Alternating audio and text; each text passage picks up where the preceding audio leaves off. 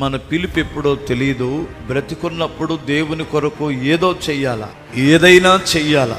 ఏది లోకం కొరకు చేసినా అది కనుమరుగైపోతుంది, కానీ ప్రభు కొరకు చేస్తే ఈ లోకములో ఉంటది, ఆ లోకములో దేవుని పిల్లలకి వారి వారి క్రియలను బట్టి జీతము బహుమానము నా దగ్గర ఉంది అన్నాడు. ప్రభు ఒక మాట అన్నాడు, భూలోకములో మీరు సంపాదించింది చిమ్మిటలు పట్టొచ్చు, దొంగలు ఎత్తుకుపోవచ్చు, కానీ పరలోకములో సంపాదించుకున్న సొమ్ము, అక్కడ దాచుకున్న ధనము చిమ్మిటలు పట్టదు, దొంగలు దోచుకోరు.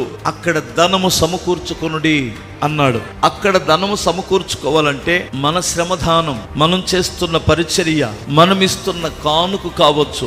అక్కడ ధనము సమకూర్చబడుతుందని నేను నమ్మాను. ఈ లోకములో ఏది ఉన్నా లేకపోయినా పరలోకములో ఆ మోక్ష రాజ్యం ఉంటే చాలని క్రైస్తవుడు శుభప్రదమైన నిరీక్షణ కలిగి బ్రతుకుతున్నారు.